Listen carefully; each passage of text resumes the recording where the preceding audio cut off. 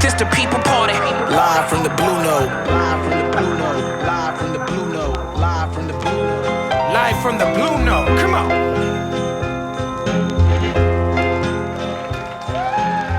Peace and love, party people. My name is Talib Kweli. I am the host of the world's best podcast, The People's Party. We are in the legendary Blue Note, New York City, downtown Greenwich Village. This is my home. I got a residency here in a few days. Shout out to DMC and Michelle and Degacello and Slick Rick and Rakim and Bob James. I'm looking forward to it, and we're looking forward to showing you some of that. But in the meantime, I got my People's Party crew here, and we're going to do the People's Party live at the Blue Note. So today's guest is actually someone we've been trying to lock down on the People's Party for a long time. She's been very busy because she's very prolific, and she keeps it moving, and she keeps rising and elevating. She's a friend of mine. She's hilarious, a comedian, a writer, an actor. She's doing her thing. She is a co-creator and co-star of the HBO series Pause. We're going to get into that. She has a lot of comedy specials, Donna's Daughter, 3 in the Morning. We're going to talk about Bust Down. She's one of the truest, in my opinion, voices for the voiceless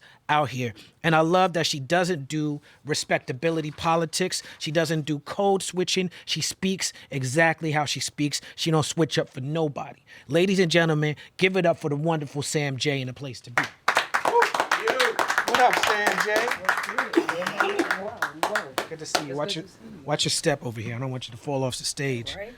You know, that would be terrible. That would be a terrible way to start the interview.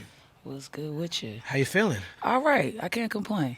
Before we start talking, do you remember how we met? It was a long time ago. Oh, we met at Chay's house. We did meet at Chay's house. I forgot about that at the Christmas so you party. didn't remember how I we didn't. met. I remember the second time we met. I'm thinking about the second. We did at that Christmas party. Yeah, that was the first time we met. That was a good time. Shout out to Michael Che. Yeah. One time I remember is when Michelle Wolf was doing this thing during the pandemic. And she was doing like a pop-up at City Winery. And you're right, it was Halloween, you was dressed like Raekwon the Chef. Yeah. I thought it was hilarious because you pulled that off. And I was supposed to be in Pause, but I got COVID. Yeah. I was very upset about that. I don't know if you knew. I didn't know you was upset. We was upset. We wanted you to come. I was very upset because I thoroughly enjoyed this show. Oh, thank you, brother. It's one of the most refreshing things I've ever seen on television. Oh my God, thank you very much. I was watching you on Ebro in the morning, and shout out to Peter Rosenberg, that's my guy. And he was like, you did something that I wasn't able to do in the late night space. And I'm like, what's that? Be a black woman or be a black lesbian? Well, what is it? What was you not able to do, Rosenberg? Now, you were born in Atlanta, right? Born in Atlanta. And raised in Boston. Yes. Okay. I want to talk a little bit about the impact that your mom's had on you. You know, rest in peace to your moms. Yes. And Donna's Daughter is an incredible special. That's a brilliant piece of work. Thank you. Tell me some of the lessons you learned from Donna. Oh man, I feel like every lesson Okay. in some way. You know what I mean? But like perseverance for sure. How to treat people. She was very big on treating people with respect and just being a good person, moving with integrity. Like I remember young and my brother started selling drugs and my mother found out. She was livid and she made my brother come in the living room and she made him tell me and my other brother what he had been doing. Right. She was like, tell your brother and sister. And he was like, I've been selling drugs. And then I just remember her giving this long speech about like, you're destroying people's families. You're destroying people's lives. Like, she was just so passionate about stuff like that. And it always like resonated with me to like be a good person. Like, just be a good person. If it feels wrong, it is wrong. If you know better, do better. You know, like just really live by those principles. And I really try to live by that. Yeah, word up. Your episode on Pause that dealt with your brother's incarceration and what it felt like to watch him go in, and you said it changed everything. Yeah. Can you break down how it changed everything for you? Well, I mean, I think, you know, families are their own little ecosystem that they figure out how to work amongst each other. And when you remove someone from that, there's a breakdown. You know what I mean? There's just things that my brother did that were no longer there. He was kind of the middleman. He's the middle child. So he was kind of the middle person between me and my older brother who truly didn't know how to communicate. He was also closer in age to me, so like for me, he was the one person in the house that like got me, that I could go to and be like, this is bothering me, or mommy's getting on my nerves, or whatever it is. And he'd be like, sis, you just got to think about it like this, and blah, blah, blah, blah, blah. Now that's gone, so I'm becoming more isolated. You know, just by nature, I don't have no one to talk to. So I'm keeping more things in. I'm becoming more isolated, and by result, becoming more angry. You know, that was one of the biggest things I took away from talking to him, when he was like, y'all changed too. And I was like, well, what do you feel changed about me? He was like, you were so angry. And I was used to you being happy. You know what I mean? It's like I was like angry as hell. You know what I mean? And I feel like it made my mom less optimistic. She was a very optimistic person, and she became a very skeptical person about everything in a way that just put a tint on things that was different. I was a Disney kid. I was very much a like, the world is your oyster type of child. And then it was like, well, maybe it ain't. You know what I'm saying? So it does a lot of things, I think. Yeah, now you also went to Catholic school for a little bit, right? For a long time. Okay. I didn't go to Catholic school. I played baseball for the Catholic school. Tell me about that, because that's an experience that I think a lot of people share, and there's positives and negatives and things that people go through that's unique to the Catholic school experience. Yeah. It was good educationally. Like, I feel like I was ahead of my peers who went to public school in a lot of ways, but it's a very controlling environment, and I'm I'm an agitator. Right. By nature, I like to agitate, and that doesn't gel well. You describe it as a suck my dick kid. Yeah, exactly. So I like to agitate, and that doesn't gel well with Catholic school at all. It's very like, do what you're told, don't ask questions. And I'm inquisitive. I'm gonna ask questions over and over and over again. So I used to just get in trouble a lot. It kind of put a little bit in my head that I was a bad kid, because I was always in trouble, always. Like, I remember one time I went to the church, and you know you have to bless yourself with the holy water before you walk in. It's like, sit right there, and that's part of it. I stuck my finger in, and I act like it burnt me. I was like, and that's pretty funny. They got pissed, bro. That's they not dragged me out the church. That's not a bad kid. That's just a good comedian. It's funny on your show, because like that suck my dick kid is funny, because it's like you talked about how you was kind of lightweight bullying this teacher a little bit. You know what I'm saying? A few teachers. And then you had the teacher on the show talking about Sam, suck my dick. Yeah, my dog Susie. We became really close. It's real shit. Yeah, it's my real teacher. We became really close. But yeah, we had a whole year of contention, for sure. I just seen something went viral online about a girl who broke the teacher's arm. Did you see that? Yeah, that's crazy. These kids acting crazy though, bro. Yeah. That's out of control. Like, that's out of line. Yeah, and it's like, and it's unfair, because the teachers don't have any like recourse. Right. They just supposed to stand there and get beat up. Oh yeah, my parents are both teachers. My brother's a teacher, so I definitely was like, whoa. Yeah, that's wild. They gotta start letting teachers at least punch these kids in the face. Just like, yo, your put man them said down. that on your. Just like put them down. You had you on your show. You had that teacher with the afro. Oh yeah. And he got smacked by the 8-year-old and quit. Yeah. And he was like, "Fuck these kids. I can't hit these kids. I'm quitting." Word. You need some recourse. You can't just be out here just getting hit with chairs, bro. Now you left college.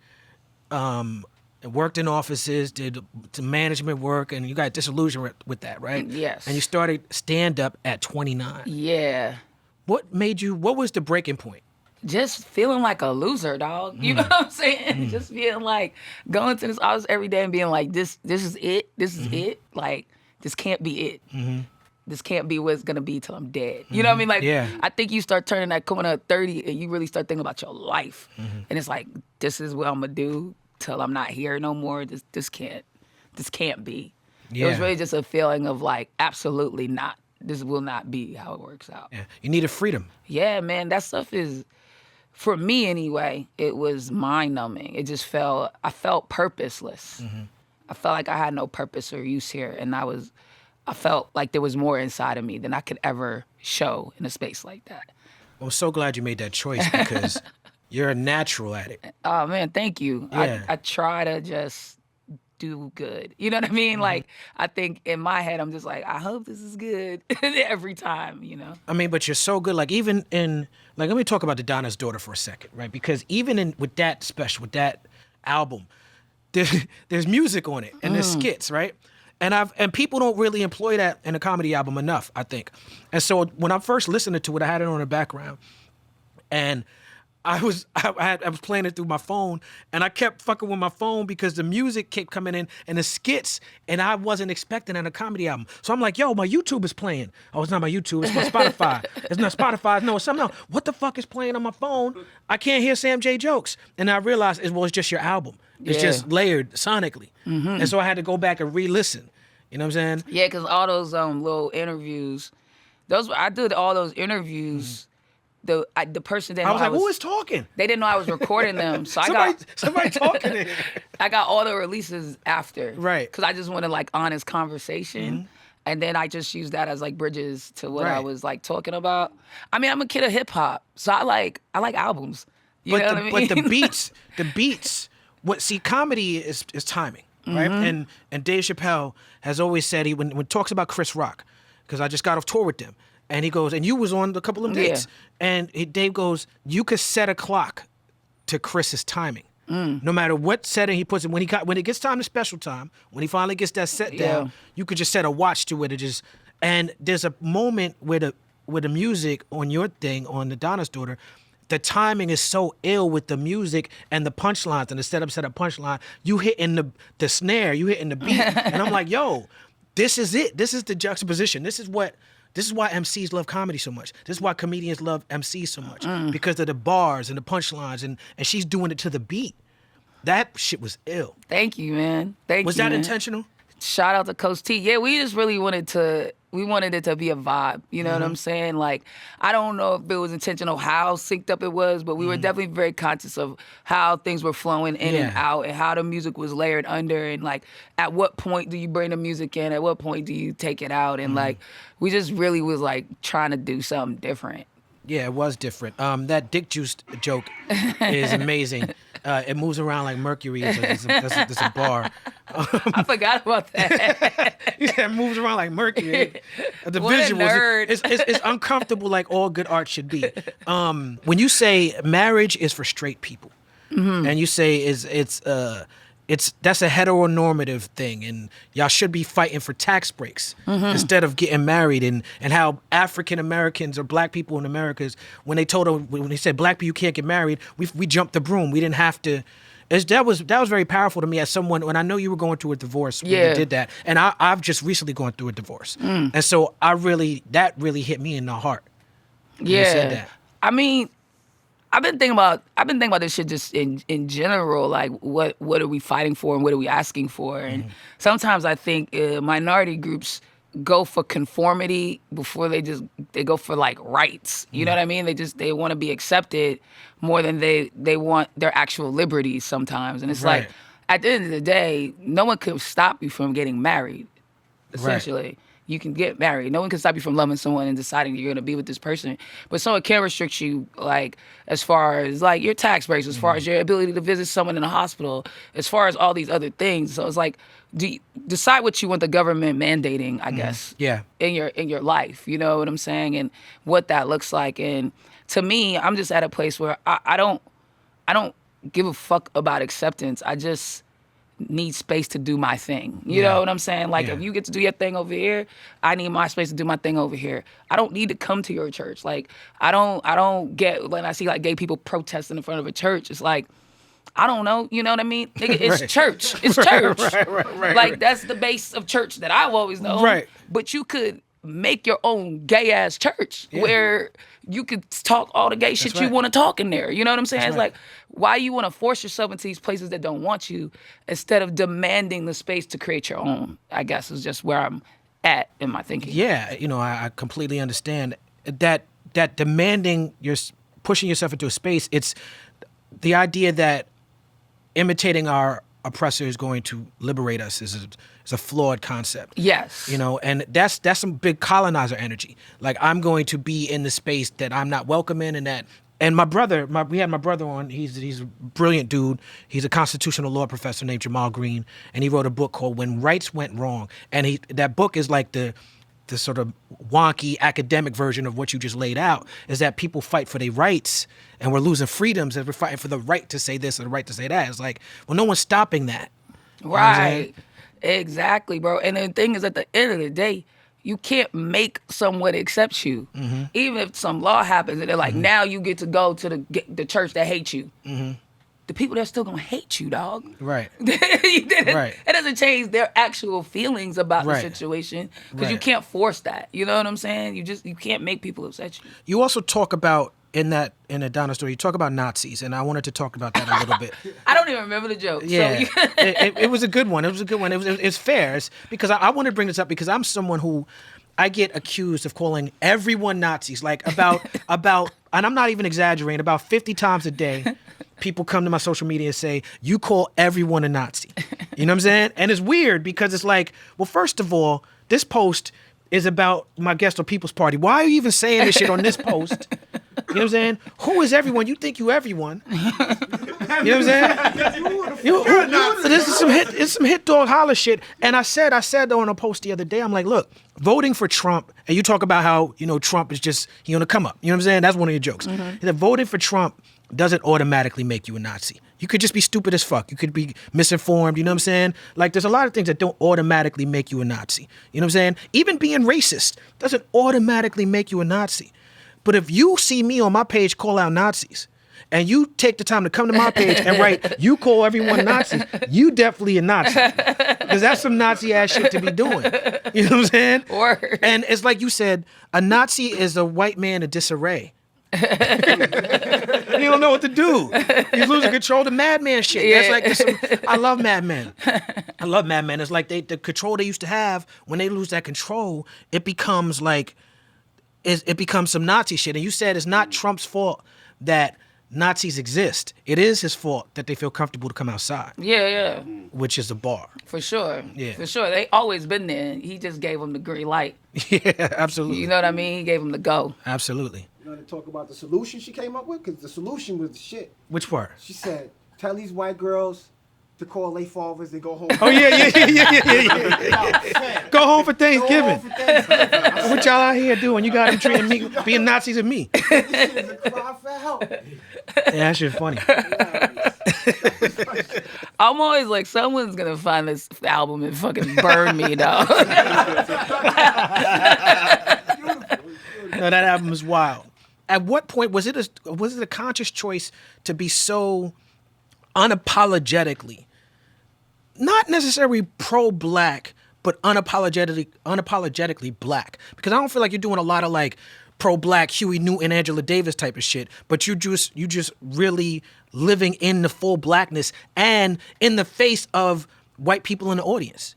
It was a choice to be unapologetically myself. You know what I mean? And I'm black. You know what I'm saying? Like, that's how I was raised. That was just how I grew up. So for me, there was no way to compromise that because like comedy is like my art. So it's like I can't be a fraud in my art. And I never wanted to hold up something that wasn't me, because then if it worked, I gotta always be this thing. And like that's creating your own jail cell a little bit. I agree. You talk about the audacity of white people. That's a great phrase right there. Can you break that phrase down? That's old too. A lot of stuff was like my first album. Is crazy because then I started hearing all these like ideas like leaking it through the world, and like now that's just like a thing to say, like, you know. Right.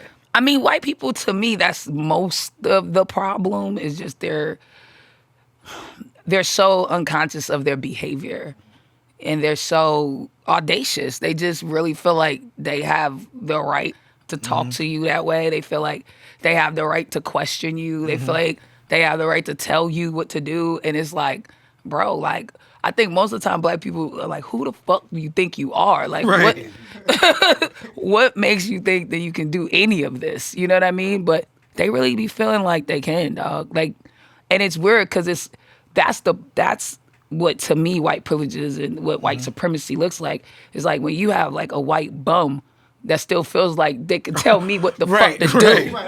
It's like, that's what it is. You know what I mean? Like, still feels that authority. And that was the plan. When, you know, that was the idea. The idea of America was to build this land where white man, low or high, could rule in some kind of way. And I think your quote is accurate. And when we talk about white people in these in general terms, it's because of the way the society is built. You're talking about systems. And I just want to read a quote from Martin Luther King from Where Do We Go From Here? He said, whites, he starts it out, he says, whites. That's the beginning of the quote. Because people would talk about him being, I have a dream and I don't see color. He clearly saw color. He started the sentence with whites. You know what I'm saying? Whites, it must be frankly said, are not putting in a similar mass effort to re-educate themselves out of their racial ignorance. It is an aspect of their sense of superiority that white people of America believe they have so little to learn. The reality of a substantial investment to assist Negroes into the 20th century, adjusting to the Negroes' neighbors in a genuine school of integration, is still a nightmare for all too many white Americans. And that's like the woke Martin Luther King version of what you just said. Yeah, exactly. Yes, indeed. 3 a.m. on Netflix. It's a great special. Congratulations. Thank you. Your bit about obeying flight attendants is hilarious. Because I'm going to state this here. Where's the camera? I'm going to state this for the camera.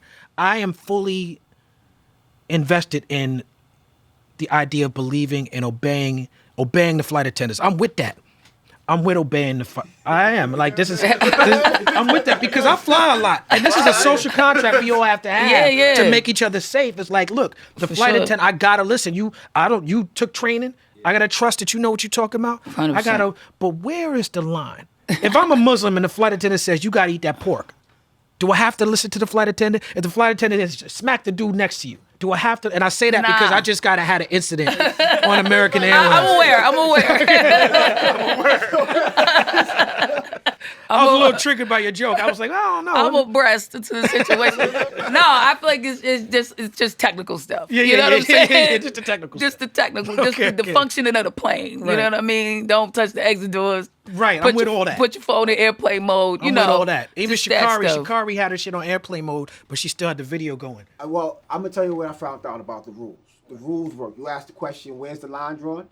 The line is drawn where the wheels and the ground separate. At that point, you can wild out on them until the plane take off. No, you can't. Again. Not if you black. We're not wild out on them. Not wild I know. You have to not wild out on them. Anything past that point, you're violating federal law. Well, see, that's crazy because for what happened to me, it was like I had the bag. My bag fit. He was mistaken. He acknowledged he was mistaken. But the fact that I told him you were rude to me and you were wrong, he's like, well, now I feel unsafe. And that was the issue. And he said that because his supervisor said the bag fits. The bag is, he said, it's not about the bag. It's literally what I heard him say out of his mouth. It's not about the bag.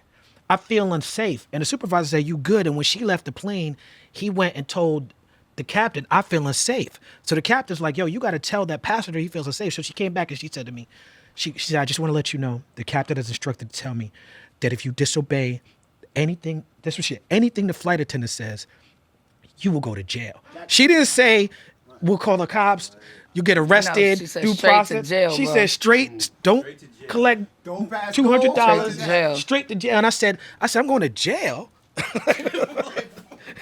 I'm going to jail. Yeah, straight to jail. Right. Or carry on. Straight to the Hooskow, buddy. Right, man. Shout out to American Airlines. See y'all later. Back to the interview.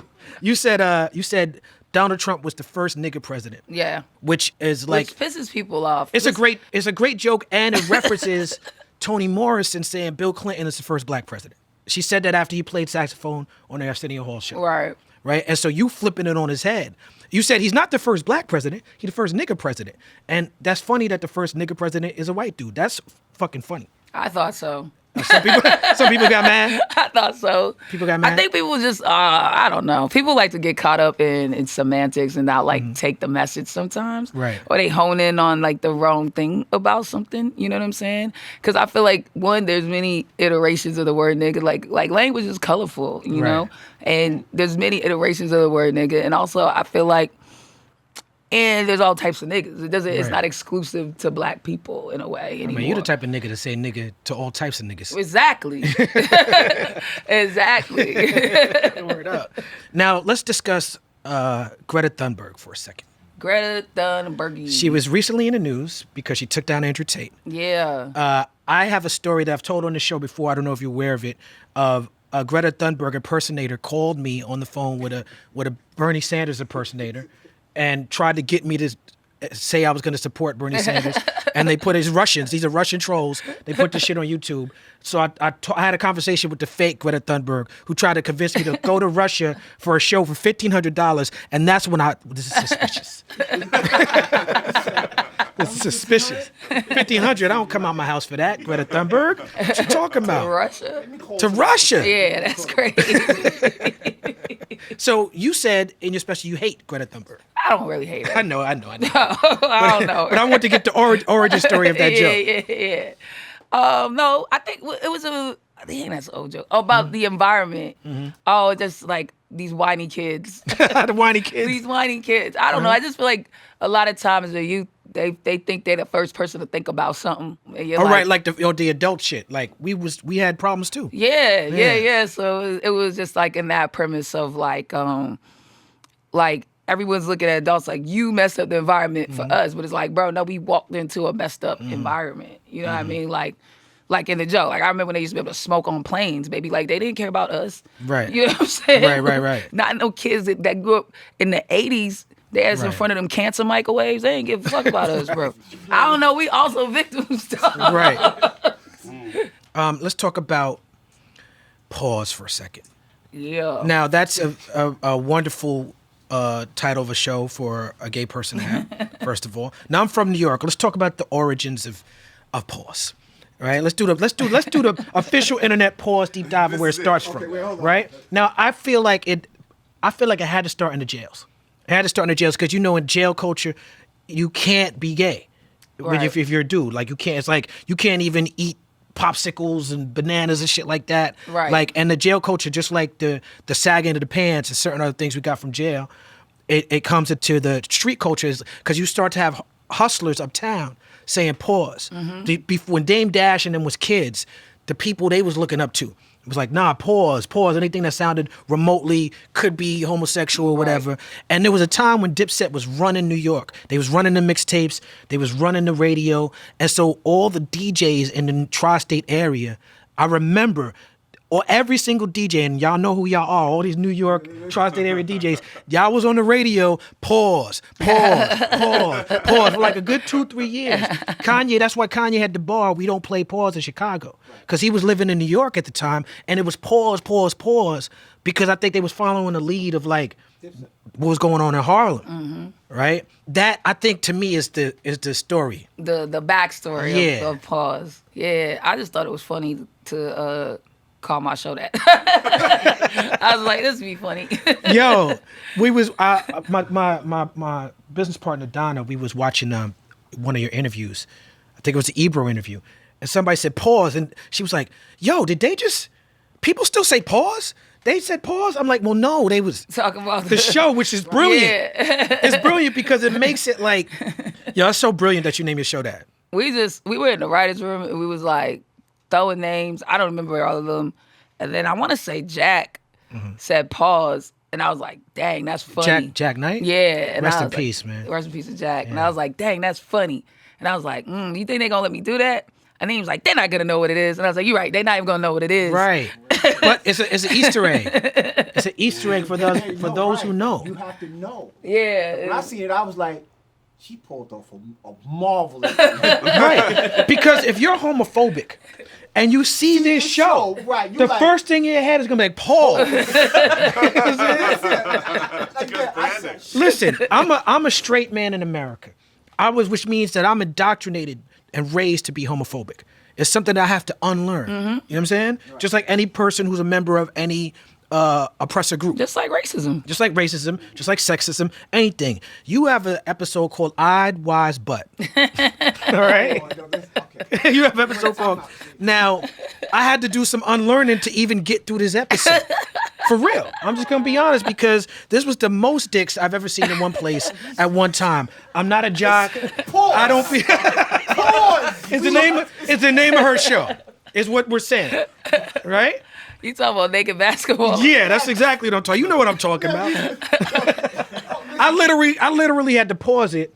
I had to pause, Not just collect myself, and then confront my bias. bro. Imagine being there, bro. We're just pitching silly stuff. So we're building the episode, and like I'm like, I do want to talk about this intersectionality of blackness and homosexuality. The nigga sectionality. Yeah, the nigga sectionality Right. and like what this actually is. And we were just trying to we were like, how does this all culminate? Like what happens? And it was like, maybe a naked basketball game. And then we just started riffing on what that would be and what that could look like. See, but comedy-wise, I'm right there with you immediately. That sounds funny as fuck. But it's all just in the ether, right? And then you go to HBO and no one stops me. And this is the part of the problem. Is at no point does anyone go like, hey, no. They just go like, Sam wants to do a naked basketball game. They did all the pimp shows and shit back in the day. We'll figure out a naked basketball game. And then I get there the day of, and again, me and Jack and Zach Fox, we walk in, and it's just a bunch of naked niggas. And we look at each other, and we walk out, and we like, yo, we didn't really think about that. Like, these niggas is naked. Like, what are we actually doing, completely naked.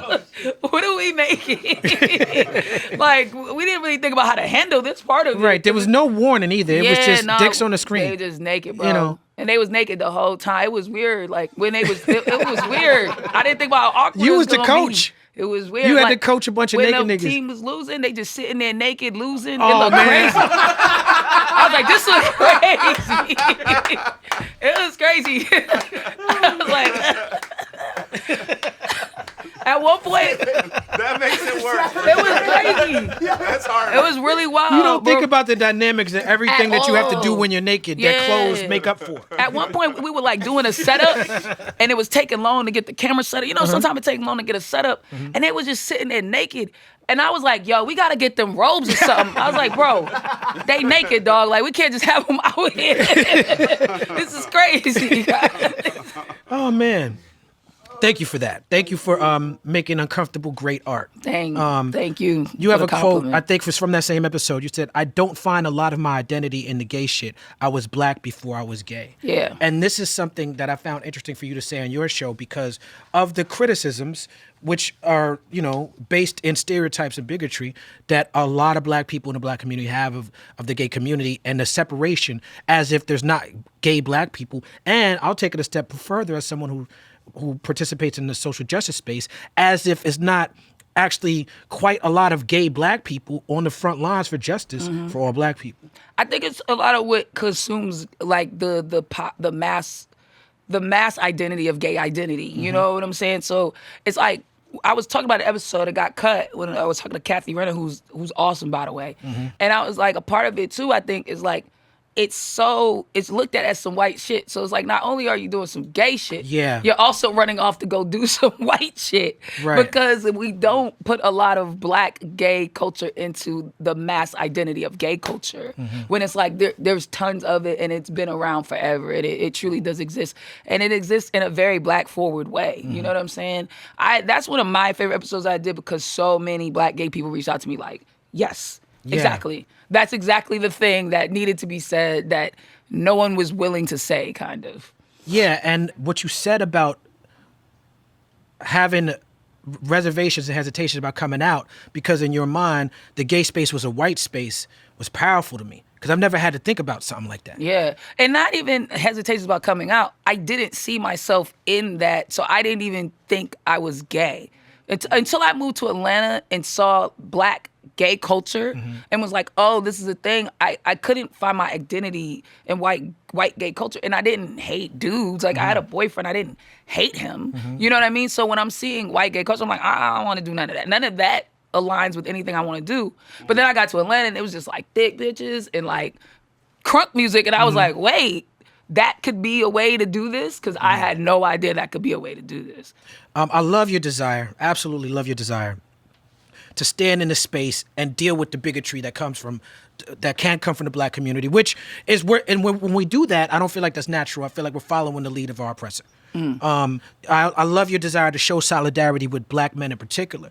when you talk about the situation with your brother, or when you talk about the attitudes that black straight dudes could have. You have dudes who are your friends, people you grew up with, that you have them on your show, and they might say things like, well, there's a gay agenda, or I don't want this being taught. And you said on your show, it's okay to be uncomfortable. It's okay to be confused. It's not okay to say that people shouldn't have the same rights as you. That's such a big-hearted approach, and I feel like that reels in the unconscious bigotry that people have when they hear something like that. And I appreciate you for that. Oh no, I appreciate you for hearing it. You know what I'm saying? Because I think there's so many like messages like that in it, and people get lost in all the other stuff. Or It's a fun show, casual conversation. But also people get lost in like, I'm not presenting gayness the way they think it should be presented. So then they're not listening to any of that. They're just like, oh, she's straight leaning, and she has these straight friends, and she's letting them say negative things about gay people, and she's not doing anything about it. So she's not part of the community or protecting the community. And it's like, there's a lot of different ways to do work. You know what I'm saying? And it doesn't look one way. And just because I'm not doing it the way you would do it doesn't mean that work and actual things aren't happening. And for me, a little bit, it resonates more when you allow someone to be themselves, and then you just give them another idea of what they could be. Yeah. Rather than telling them that themselves is wrong. I completely agree. People sometimes accuse me of not wanting to speak to people and to shut down the conversation. I'm not with that. I'm with free speech. I'm with discourse. I love it. Even with people I disagree with. I shut down discourse with anonymous people, or people I know. If you're not here to be pro-black, if you're not here for this conversation about being progressive and intersectional, if you're not here to be one of us, even if we disagree about how to get there, I'm not here to speak to you. Right. But if we all black people trying to figure out how black people could work together and get there as black people, you could be Christian, Muslim, atheist, gay, straight, whatever, Republican, trans, whatever. Yeah, all of that. Exactly. And I got a lot of backlash on the first episode of Pause for talking to those black Republican kids. And it was like, why would she bring those people on? It's like, because first of all, they're kids. You also brought on you brought on a black Satanist, which I thought was hilarious. Yeah, that kid is so funny, dude. That dude was so funny, man. That was an interesting guy. My favorite thing about your show is completely your perspective, because I didn't even see his name on the screen. It just said "nigga who needs the Lord." That's nigga who needs to be saved. Yeah, nigga who needs to be saved. Another thing that got brought up on your show is your pushback against feminism and how white women take up space in the feminist movement, and the ideas of womanism, or being a womanist, which is like Alice Walker and them back in the days. They didn't see themselves in the white feminist movement. They saw themselves as having similar ideas in terms of like, well, all women should be treated equal, of course. But can you tell me why you feel the need to elevate that voice, that black woman voice in the feminist movement that feels unseen or feels underappreciated? I think all of these groups need to recognize they're also overlooking somebody. And all of this conversation of being overlooked, it's like always turn it inward. That's something I got from my mother. As quickly as you can turn it outward, you should turn it inward. You know what I mean? In your plight of feminism, are you considering what it is to be a black woman in this? And if not, like as a black woman, it's a little bit of my duty to advocate for that. To advocate for that space. Yes. And to advocate for an experience that I personally understand and know. Yes, indeed. Yeah, and I wanted to jump back to something I was going to say that I forgot to say because I got too wrapped up in all your brilliance. But when you talked about the backlash you got from people say you might be straight-leaning, I wanted to state that obviously I'm coming from a biased perspective. And so when I talk about how it spoke to me as a straight person, well, that's exactly what I'm saying. But I know that I have straight friends and family who are bigoted, and I'm working on my own internal inherent bigotry. And I know that the things that you said in the show, and having that voice to say, well, no, to say these things that people say what they think they're saying well-meaning things, but to have that on your show, I think was very, very important. But I do want to acknowledge the right of people to be like in that community to feel like that. Oh, 100%. You can't. Everyone has a right to feel what they feel. That's right. Everyone's gonna do the work the way they see fit. You know what I mean? I just think sometimes people gotta realize this stuff also comes from your life experiences. You know what I'm saying? Like I get out here and I think about my brothers. I think about my uncles. I think about my cousins. I think about the people I grew up around in my neighborhood, and like, how can I affect them? How can I tap them? How can I change them? How can I help them? I just may not be talking to you. Right. And that's right. quite That's all okay. right. That's okay. That's all right. Yes, indeed. Yes, indeed. Congratulations on you people. Thank you, man. This movie is like a phenomenon across the country. You know, because we're post-pandemic, so the idea of a Netflix movie is a different thing than it was before. Now it's like an event. It's a real thing. In a way that it was never before. Kenya Barris is just like such a G in this business, and he really represents for us. I've heard you be excited about working with Jonah Hill, which that's understandable as people who grew up a certain way and fans of comedy. Jonah Hill is an absolute legend. Eddie Murphy. Your one scene with Eddie Murphy was amazing. Oh, thank you, man. I got one off. You got one yes. off. Yeah, it was beautiful. Nia Long, Lauren London. There's such a great ensemble cast. What was it like being part of such a great ensemble? Just Playing the black friend. overwhelming and educational. You know what I'm saying? Like coming in every day and being like, wow, like all these heavy hitters on this movie. But then also just, taking it all in, being observant, watching, learning, trying to just soak up what I could because it was my first time. You know what I'm saying? It looked fun. Looked like a lot of fun. It was. It's a brave movie to make. The race conversation, the Muslim versus Jewish conversation, the interracial relationship conversation, cultural appropriation conversations. I don't think I've ever seen a movie of that caliber where one of the main characters was a member of the Nation of Islam. Never seen that before. Did you feel like it was a lot of brave, courageous choices being made? You know what? Not at the time, because you just in your pocket making your part of the movie. Honestly. Right. You know what I'm saying? You're not even seeing all the other parts of the movie. I'm just in a Your podcast scenes. joint with Jonah, Right. and we're doing the thing we're doing. Right. You Look know at what I'm life saying? imitating art, imitating life, imitating art. So it's like you don't even see it till it's all like together. You know what I'm saying? And then you're like, oh, okay, I get what was happening here, or why this part would happen like this. And, because you just got one piece of the puzzle. You know what I mean? But I mean, I feel like people are resonating with it in that way, and that's cool. Well, what's interesting about what you just said is that your character and the lines that your character says actually is a very integral part of the plot twist towards the end, like the climax of the movie, when you're telling Jonah Hill's character that black and white people can't quite be friends, and him trying to reconcile with that and figure out if he believes that or agrees with that. What's your thoughts on that statement that your character made? I think it's partially true. It's a very extreme statement in the movie. Like they can never get along. Right. I don't think I have white cousins. I like them. They're fine. Right, Right. Like it's not. I don't think it's an impossibility. I've seen it happen in my life. But I do think there is a lot of hurt there, and there is a lot of pain there, and it is a very complex relationship. And I think people want it to be simple. Yeah. And it can't be simple. And I think if we could let go of that idea of trying to just skip over it all and just get to the good part, and we can sit in the part that is uncomfortable, the quality of the relationship would truly increase. But we're never going to be able to just skim past what happened because it affected real people. You know what I mean? Like it's not just in the ether. People are living and going through it. So there's no way to just bounce past that part and like, let's just get to getting along, which I think sometimes is kind of what you hear from white people, even liberal white people. It's like, why can't we just get to the part Especially where we liberal like white people. Yeah. Why can't we just get to the part where we like each other? Right. And it's like, bro, because you're still hitting me. So until we stop this behavior and address it, it's really going to be hard to get to this other portion. I think Julia Louis-Dreyfus character did well, exemplifying what you just said. And that interaction she had with Lauren London was real dope. But yeah, congratulations on that. Thank you, brother. Finally, what's next for Sam J? Man, I'm shooting a new special, which Okay. I'm really excited about. It's been like 2 years, almost 3 years, so feels like the right amount of time, and I'm super psyched. I shoot in June.